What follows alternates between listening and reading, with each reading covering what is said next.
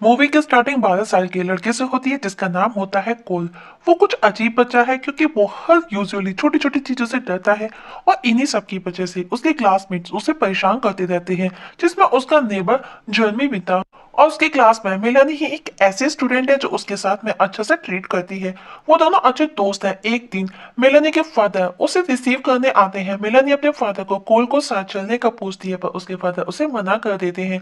कोल अपने घर के रास्ते में ही था और तभी जर्मी अपने दोस्तों के साथ आकर के उसे परेशान करने लगता है, लेकिन तभी बी नाम की लेडी जो काफी खूबसूरत है वो जर्मी को धमकाती है और उसकी बाइसाइकिल को पंचर कर देती है। बी कोल की बेबी सीटर है और उसकी सबसे क्लोज। बी उसे अब चेक करती है कि कहीं उसे चोट तो नहीं आई और वापस उसे घर लेकर के आती है। वो दोनों रास्ते में ही थे।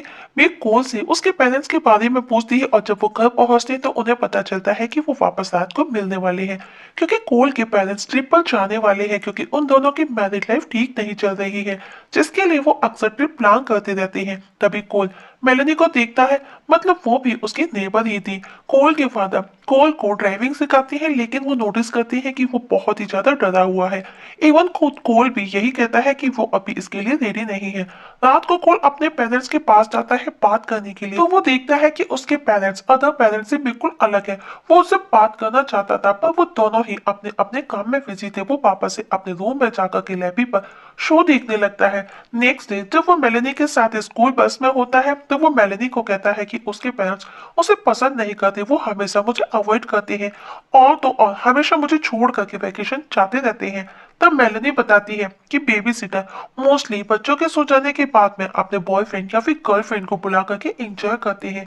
तो कोल आज इस बात का पता लगाने का डिसाइड करता है कि क्या उसकी बेबी सीटर बी भी ऐसा करती है, और अब कोल ने उस पर नजर रखना स्टार्ट कर दिया था। और दिन में कोल किसी और बंदे के साथ में थी जो कि अजीब सा था और वो दोनों ही काफी खुश भी नजर आ रहे थे। ये देख करके कोल को जेलस फील होता है। अब रात को जब कोल के पेरेंट्स चले जाते हैं, कोल बी के साथ में डांस करता है, स्विमिंग करता है, मतलब कि वो दोनों एक गुड टाइम स्पेंड करते हैं। कोल को भी बहुत अच्छा लगता है क्योंकि आज कोई था जो उसकी बातों को सुन रहा था। देर रात होने पर बी उसे सोने का बोलती है, लेकिन कोल कहता है उसे नींद ही नहीं और ना ही वो थका है, तो वो उसे एक शॉट देती है जिससे कि वो सो सकेगा। पर वो बी को भी कंपनी देने का बोलता है, लेकिन जैसे ही बी अपने लिए लाने जाती है तो वो कोल उस शर्ट को फ्लावर पीस में उड़ेल देता है और बी के सामने ऐसे ड्रामा करता है कि उसने वो पी ली और सोने का ड्रामा करता है। और अपने रूम में जाकर के जब वो मेलेनी से शेयर करता है कि आज रात वो बी पर जासूसी कर रहा है। कुछ देर बाद बी कोल को पूछने आती है कि क्या उसे कुछ और चाहिए, पर कोल ऐसे ड्रामा करता है कि मानो वो कितना थका है, कितनी नींद में है। आफ्टर हाफ एन आवर कोल के घर की डोरबेल रिंग होती है और कोल भी मेलेनी के साथ में ऑनलाइन था। मेलेनी उसे जाकर के चेक करने का बोलती है। कोल चोरी छिपे जाकर के देखता है बी के कई हाई स्कूल फ्रेंड्स आए थे, मैक्स, एलिसन, जॉन, सानिया और सैमुअल, जिसमें सैमुअल कुछ अजीब सबसे अलग था। सैमुअल वही था जिसके साथ में कोल ने बी को देखा था दोपहर को सुपरमार्केट के बाहर। वो सब ट्रूथ और डेयर गेम खेल रहे थे जिसमें बोतल को स्पिन किया जाता है, बोतल बी पर रुकती है। मैक्स बी को डेयर देता है कि इस रूम में मौजूद उसे सभी को किस करना होगा। बी भी रेडी हो जाती है और सबसे पहले वो मैक्स को किस करती है, इसके बाद में एलिसन।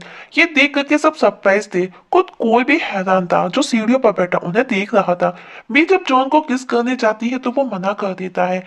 आखिर में वो सैमुअल के पास जाती है पर वो नहीं चाहता कि कोई उसे ऐसे देखे पर भी उसे किस करती है और तभी वो उसे ब्रूटली मार देती है और उससे कहती है कि तुमसे हमारा एक महान काम पूरा होगा। ये सब कोल को देख करके बिलीव नहीं होता कि बी उसकी बेबी सीटर ऐसी भी हो सकती है। बाकी के लोग सैमुअल के ब्लड को कलेक्ट करते हैं।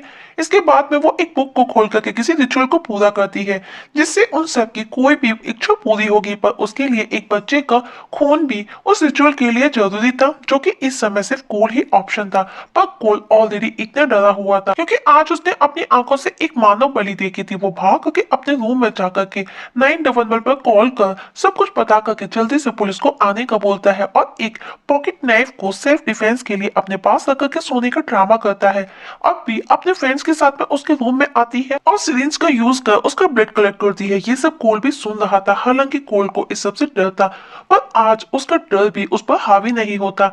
उनके रूम से निकलते ही कोल वहां से भागने का डिसाइड करता है और अपने बेडशीट और ब्लैंकेट को बांध करके एक रोप बना करके विंडो से बाहर लटकाता है, लेकिन तभी भी उसके रूम में आ जाती है और कोल अनकॉन्शियस होकर के गिर जाता है।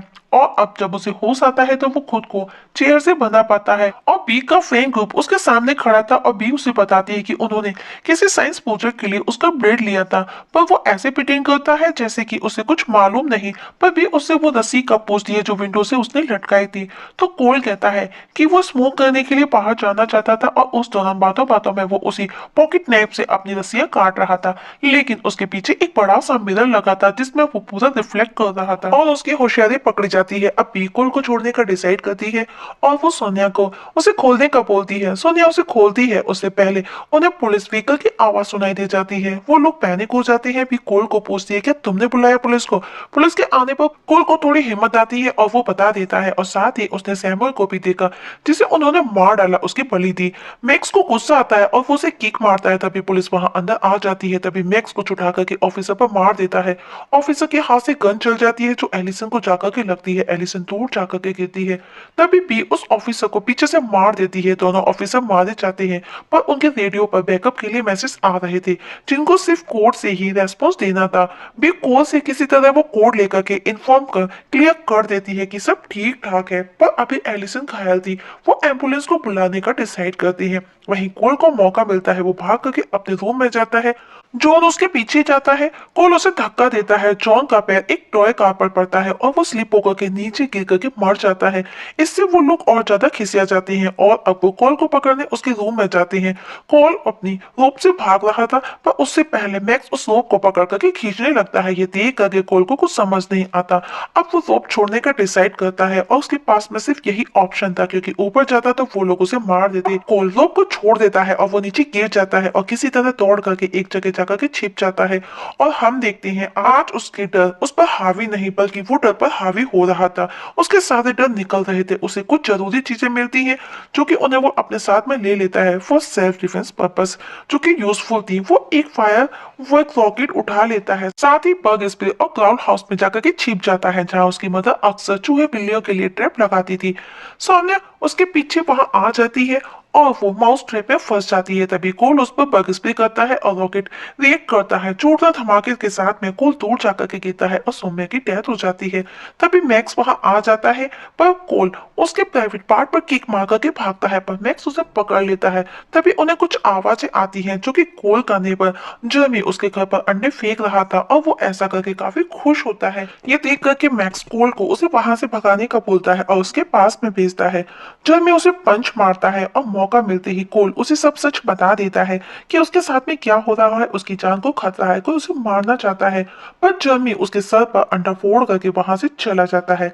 मैक्स कोल को लेने आता है। कोल भाग करके अपने ट्री हाउस पर चढ़ जाता है। मैक्स उसके पीछे जाता है। ट्री हाउस जो कि काफी पुराना था और पुराना होने की वजह से वो टूट जाता है और मैक्स की गर्दन गिरते समय रस्सी में फंस जाती है और वो लटक करके मर जाता है मानो कि उसने सुसाइड किया था। गन शूट की आवाज आती है जो कि पी कोल को शूट कर रही थी दूर से। कोल बचने के लिए नेबर मेलनी के घर भाग जाता है पर आज उसके फादर भी घर पर नहीं थे। अब वो अकेले तो पी कोल के पीछे पीछे वहां पहुंच जाती है पर कोल नहीं चाहता कि मेलनी को उसकी वजह से कुछ हो। वो वापस अपने घर लौटने का डिसाइड करता है और मेलनी को पुलिस को कॉल करने का बोलता है। और जब वो वापस अपने घर पहुंचता है तो बहुत अंधेरा था और सब कुछ क्लीन था मानो कि घर में कुछ हुआ ही नहीं। वो एलिसन को देखता है जो कि पूरी तरह घायल थी। उसे लगा वो मरी है। वो उसे पास जाकर के चेक करता है और अब उसके बाद में वो किचन में जाता है जहां वही बुक रखी थी। पर तभी एलिसन उस पर चाकू से हमला कर देती है पर तभी भी गन शूट कर एलिसन को मार देती है। अब वो कोल को मारने को थी पर वो उसे धमकी देता है कि अगर वो उसे मारती है तो वो उसकी बुक जला देगा।